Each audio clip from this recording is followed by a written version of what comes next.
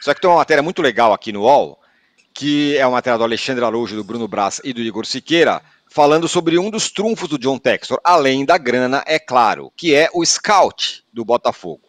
Ele conseguiu pinçar jogadores importantes com o scout, e o scout trabalha muito bem no Botafogo, é o caso do Marlon Freitas e do Bastos, que vieram lá de 2023. Dos caras que chegaram esse ano, tem o Alexander Barbosa, o Gregory, o John e o Alex Telles. Nenhum deles teve pagamento por direitos econômicos. Claro que se juntaram a eles caras como o Thiago Almada, que custou 110 milhões, o Luiz Henrique, que custou 86 milhões, o Savarino, 13 milhões, o Vitinho, 49,3 milhões, mas também o scout do Botafogo tem sido bastante elogiado, né, Danilo? Opa, calma aí, tô mutado? Não. Não? Ah, desculpa. O dinheiro fez muita diferença, porque o dinheiro trouxe, como você disse, o Almada, o Luiz Henrique, então não tem como a gente tirar o dinheiro dessa equação. Mas mesmo com o dinheiro, você precisa ter essa questão de monitorar, né? Então, claro que faz muita diferença, mas também eu sempre relativizo essa questão, Tironi, porque o scout ele existe basicamente em todos os lugares, né? Então, quando o Palmeiras trouxe o Flaco Lopes, o disputado com o River, e o Flaco Lopes não virou tudo isso. A questão do Botafogo, o Marlon Freitas estava no Atlético Goianiense.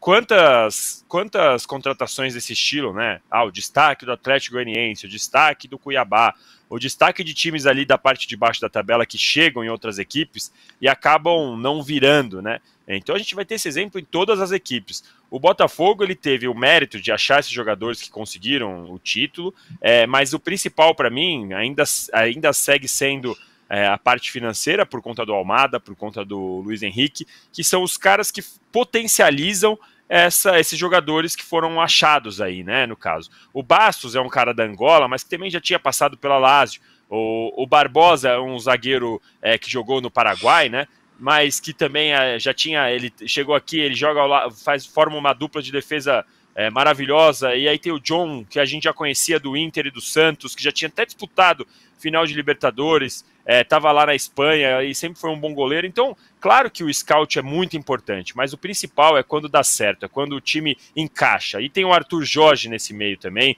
que faz um trabalho brilhante. Então tem um pouquinho de tudo aí, sabe? A gente, na hora que dá certo, o scout vira mil maravilhas e tal. Eu já lembro disso em outros times. No ano que vem, se o Botafogo de repente não conseguir manter essa fase vencedora, se o Almada sair, se o Luiz Teixeira sair, ou Luiz Henrique sair, aí a gente vai ver se realmente o scout segura sozinho o Botafogo, Tironi.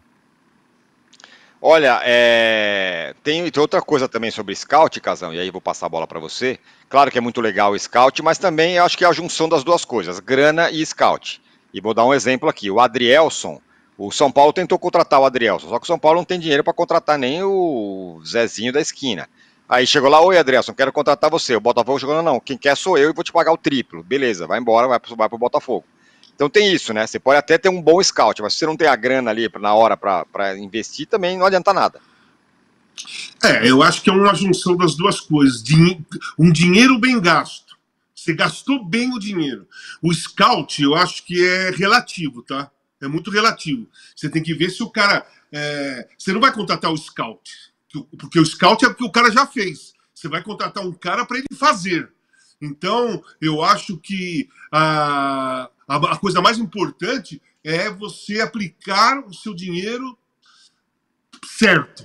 Isso você só vai saber isso com o resultado, mas você ir naquele cara que você fala assim, pô, esse aqui tem grande possibilidade de se encaixar no meu time, se encaixar naquilo que eu quero, tal. Não é contratar assim, contrata, gasta dinheiro ou não gasta, mas fica com um monte de cara que de repente você não vai conseguir nada, não vai montar um time, né? Eu acho que o Botafogo está acertando nisso. Claro, foi campeão da Libertadores, foi campeão brasileiro, mas quase foi campeão ano passado também. Fez uma ótima campanha ano passado. Fraquejou no final, mas fez uma ótima campanha no ano passado. Então vem acertando na escolha. Vem acertando na escolha.